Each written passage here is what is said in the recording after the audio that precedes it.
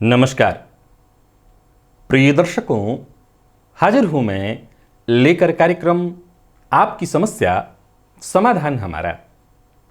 प्रिय दर्शकों, ये कार्यक्रम नया है। पिछले हफ्ते ही इस कार्यक्रम का प्रसारण प्रारंभ हुआ था, तो चलिए बिना विलंब किए कार्यक्रम प्रारंभ करते हैं।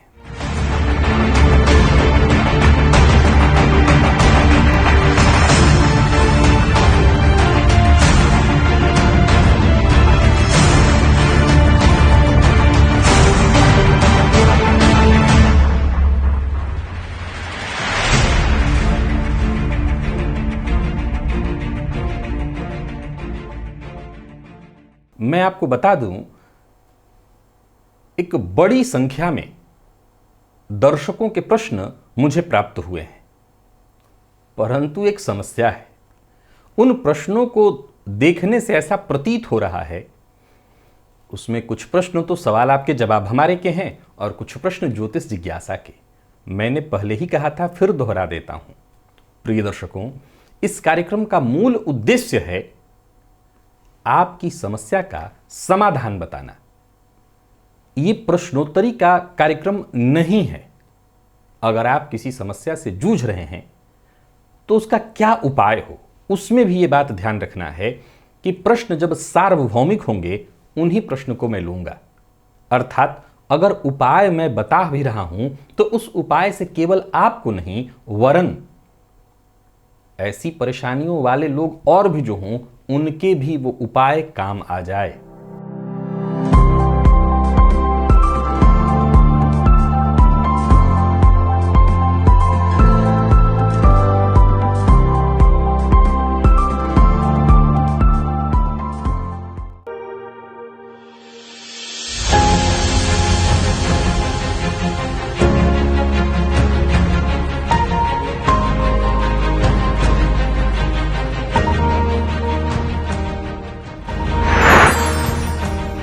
आज इस कार्यक्रम का जो पहला प्रश्न है वो बड़ा ही अद्भुत है और आपको आपके आसपास संभव है आपके घर में भी ऐसा हो रहा हो। प्रश्न है, पहले जिस घर में रहते थे खूब विकास हुआ करता था, पर जैसे जैसे पीढ़ी आगे बढ़ती है विकास धीमा हो जाता है, तब क्या उपाय करना चाहिए? इसके लिए ये आम देखने को मिलता है, आपके आसपास ही दिखाई पड़ जाएगा। सुनने में आता है, लोग कहते हैं कि मेरे दादा परदादा बड़े जमींदार थे। कुछ लोग कहते हैं मेरे दादा के ट्रकें चला करती थी। तो वहीं कुछ लोगों के मुंह से ऐसा सुनने में आता है कि हमने तो अपने दादा के, मेरे दादा कहा करते थे कि अपने जमाने में हम पैसा बोड़े में भर कर के लाया करते थे। इत्यादि बातें हमेशा सुनने को मिलती हैं। पर अब क्या हो गया? प्रिय दर्शकों, इसके बहुत से कारण हैं, जिसमें सबसे पहला कारण जो समझ में आता है, देखने में आता है, ये बहुत गंभीर विषय नहीं है, समझ लीजिए, वो है आने वाली पीढ़ियों की दिनचर्या। जी हां, आने वाली पीढ़ियों की दिनचर्या उन्हें डुबा देती है। कैसे? जरा गौर करिए कि जिन्होंने ये धन संपदा अर्जित किया वो शून्य से शुरू होकर के यहां तक पहुंचे थे। फलतः वो संघर्ष में ही अपने जीवन का विकास समझते थे। उनके जीवन में वो चाहे जितना भी उनके पास काम था उतने में ही वो संघर्ष कर रहे थे और अनवरत संघर्ष कर रहे थे। इसके बाद नई पीढ़ी आई। जो नई पीढ़ी आई उसको बैठे बिठाए चीजें मिलने लगी और फिर वो संघर्ष से भागने लगा, उन कार्यों को हेय दृष्टि से देखने लगा। फिर उसे विकास का कुछ ऐसा चस्का और शॉर्टकट का ऐसा नशा चढ़ा कि वो हर चीज को कम से कम मेहनत में कैसे ज्यादा से ज्यादा कमा लें, इस चक्कर में पड़ा और फलतः विकास गिरता गया दिनों दिन। वो इमारत जो सबसे बुलंद हुआ करती थी, अब वो कमजोर सी दिखाई पड़ती है, आपके आसपास ही दिखाई पड़ रही होगी। इसके पीछे का सबसे बड़ा कारण है उसमें रहने वाली वो पीढ़ियां, वो अपनी दिनचर्या भूल गई है। वो नहीं जानती कि अच्छा, एक और बात, बड़ा कमाल का विषय है। आपने प्रश्न बहुत अच्छा पूछा, इसको समझिए। इसमें उपाय है, लेकिन ये प्रश्न बहुत अच्छा है जो आम देखने को मिल जाता है। देखा जाए तो एक बार किसी पीढ़ी में कोई एक ऐसा व्यक्ति आ गया, मैं हमेशा कहा करता हूं कि अब बड़ा समझने वाला विषय है कि अमिताभ बच्चन के यहां अब अमिताभ बच्चन का पैदा होना बड़ा मुश्किल है, अब संभव नहीं है, संभव ही नहीं है। कई बार यह समझ में आता है कि अब उतना कंपटीशन नहीं रहा, नहीं। ये बात हमेशा ध्यान रखिए कि इंसान सदैव उसी काल में जिया है जहां उस काल के हिसाब से उसके साथ संघर्ष था। ऐसा नहीं है कि आज कंपटीशन अलग बढ़ गया है, तब नहीं था, हर दिन था, तरीका अलग हो सकता है। तब देश काल परिस्थिति के हिसाब से संघर्ष की स्थिति थी, अब देश काल परिस्थिति के हिसाब से संघर्ष है। कोई ये नहीं कह सकता कि पहले के लोग तो बैठे बिठाए सब पा लेते थे। अगर ऐसा कोई कह रहा है तो वो असल में जानता ही नहीं, परिस्थितियों को पहचानता ही नहीं, उसने कभी कदम बाहर निकाला ही नहीं। दौर हमेशा एक जैसा ही रहा है, दौर कभी बदला नहीं है। ऐसा हम कह सकते हैं कि लोग कि फलाना दौर अलग था, वहां इतनी संघर्ष नहीं थी, वहां चीजें सस्ती थी, नहीं तब पैसा भी नहीं था। अब पैसा बहुत है तो चीजें उसी पैसे के अनुपात में हैं। आपको क्या लगता है कि जो मूल्य कल 1 रुपए का था वही मूल्य आज 1 लाख रुपए का है? आपको क्या लगता है कि 1 रुपए का मूल्य बदल गया है?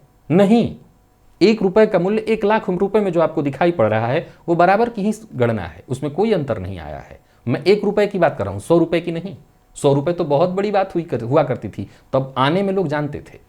तो ये विकास जो पीढ़ियों का बाधित हुआ है उसमें सबसे बड़ा कारण तो यही है कि उनको बैठे बिठाए चीजें मिली हैं। फिर भी अगर किसी के यहां ऐसा आपको दिखाई पड़े तो सबसे पहले उस परिवार में झांकने का प्रयत्न करिए। उस परिवार में एक तो भयानक पीढ़ी दर पीढ़ी चली आ रही पितृदोष आपको दिखाई पड़ेगा बहुत बड़ी मात्रा में। कारण जिन्होंने धन अर्जित करके छोड़ा वो असल में बहुत मेहनत करके धन अर्जित किए थे। अब उनकी आत्मा उस धन से जुड़ गई, बंध गए वो। अब वो तो चले गए लेकिन धन में वो लटके रह गए हैं कहीं ना कहीं। तो वो धन तो जाता रहा लेकिन साथ ही साथ वो श्राप जो है उस परिवार के साथ बंधा ही रह गया। तो सबसे पहले उनकी मुक्ति करानी होगी। आने वाली पीढ़ियों को याद रखना होगा कि उनके ऊपर ऋण है, पितृ ऋण है, देव ऋण है, ऋषि ऋण है। उस ऋण से वो उऋण होने का प्रयत्न करें। जब वो करेंगे तो निसंदेह धीरे धीरे आने वाली पीढ़ियां बढ़ेंगी और वो जो पीछे छूट गए हैं वो मुक्ति पाएंगे। आज का जो दूसरा प्रश्न है वो भी बड़ा अद्भुत है। प्रश्न है, प्रेत बाधा से लोग जिंदगी उनकी नर्क के समान हो जाती है, कोई ऐसा उपाय जो सच में प्रभावशाली हो? क्योंकि बहुत से लोग कहते हैं यह कर लो वह कर लो लेकिन लाभ नहीं मिलता। बिल्कुल आपने ठीक कहा, लेकिन मैं इस पर कई बार पूर्व में भी चर्चा कर चुका हूं, फिर दोहरा देता हूं। प्रेत दोष, भूत प्रेत का दोष अवश्य ही लगता है वो परेशान करते हैं, लेकिन ये बात बहुत जानने और समझने की बात है। पहला पॉइंट है क्यों आपके साथ ऐसा हो रहा है, तो क्यों हो रहा है? कोई तंत्र प्रयोग आपके ऊपर हुआ है, प्रेत दोष आपके ऊपर है, तो क्यों है और कहां से है? जब तक हम इस क्यों और कहां से का कारण नहीं ढूंढेंगे तब तक आप इससे बाहर नहीं निकल पाएंगे। क्योंकि जब हमें पता चलेगा कि ये परेशानी आई कहां से है, किसके, देखिए ऐसा नहीं हो सकता कि ऐसे आपके ऊपर प्रेत दोष हो जाए या भूत प्रेत से आपको परेशानी होने लगे। या तो किसी ने कुछ किया धरा हो या पीढ़ी दर पीढ़ी वो आपके यहां जुड़ा हुआ हो, आपको परेशान कर रहा हो। दोनों में ही सबसे पहले एक उपाय जान लीजिए कि उपाय है उसकी मुक्ति। समझिए इस बात को।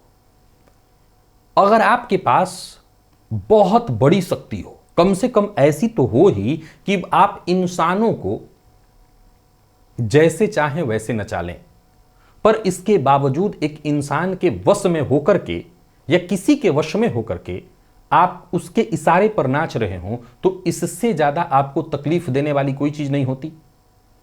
तो उसको क्या चाहिए? मुक्ति। यानी अगर तंत्र प्रयोग भी हो रहा है किसी के द्वारा, बहुत से लोग हैं जिन्होंने ऐसी चीजें सिद्ध कर रखी हैं, तो वो आपने उनके अंत के बारे में सुना होगा। उनका अंत बड़ा ही भयावह और दर्दनाक होता है। कारण ये शक्तियां जिससे जीवन भर वो उत्पात मचाते हैं, अंत में जब वो कमजोर पड़ते हैं तो उनको कहीं की नहीं छोड़ती।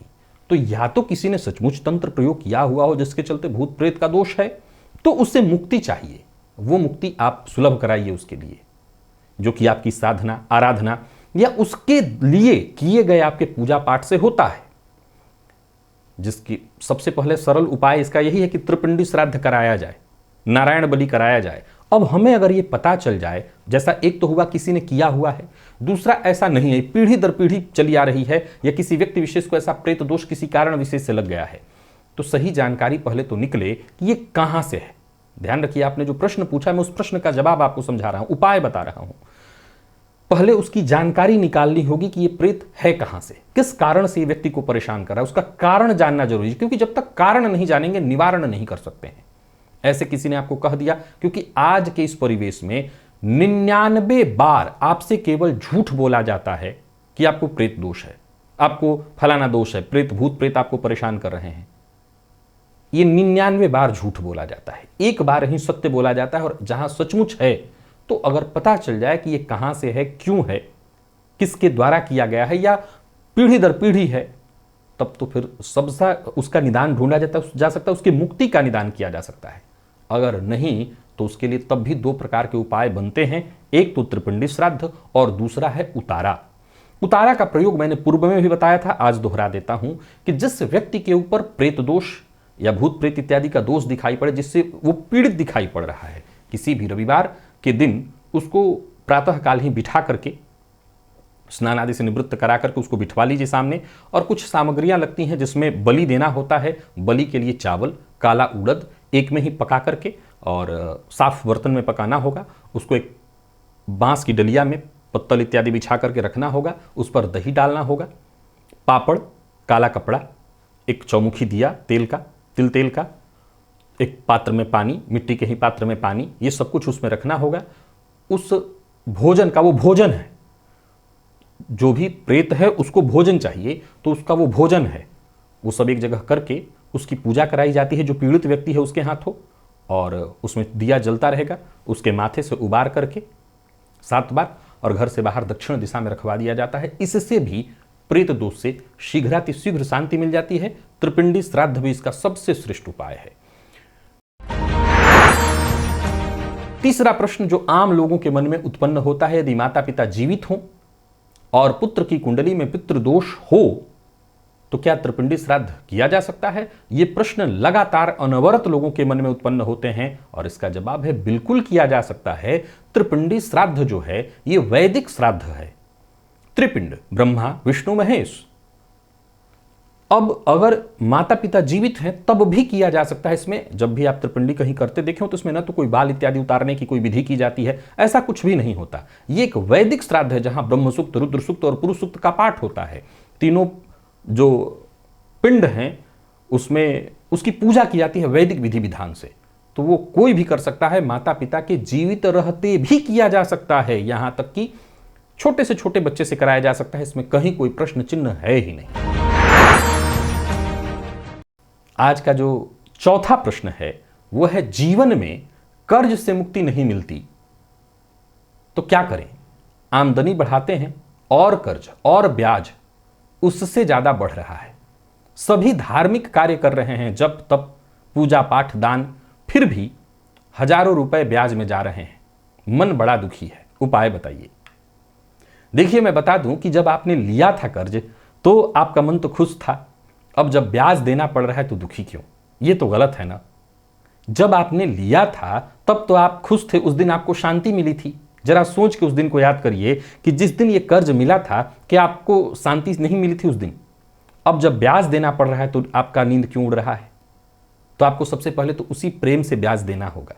एक दूसरा, देखिए, आज के इस परिवेश में अगर आप शास्त्र को उठाएं तो वो कहता है कि कर्ज अभिश्राप है, राक्षस है, जिसको छू ले वो नहीं पनपता। हालांकि आज के इस परिवेश में ऐसा नहीं है।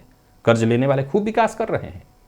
सही दिशा, सही परिस्थिति तय करके अगर कर्ज लिया जाए तो कर्ज दुखी नहीं करता। अब आपने जैसा कहा कि खूब उपाय कर रहे हैं, देखिए, मैं हमेशा एक उपाय बात कहा करता हूं, एक नहीं कई एक कर्ज से मुक्ति के उपाय मैंने बताए हैं, और मैं हमेशा एक लाइन जोड़ता रहा हूं कि फलाना उपाय कर लीजिए, और सुबह सुबह लक्ष्मी जी एक ब्रीफकेस लेकर के आपके पास आएंगे, एक सूटकेस लेकर के आएंगे और कहेंगे ले लो बेटा जाके दे आओ। ऐसा नहीं होता, ऐसा किसी उपाय से नहीं होता है कि लक्ष्मी जी आकर के आपको एक ब्रीफकेस पकड़ा जाएंगी, ऐसा नहीं होता।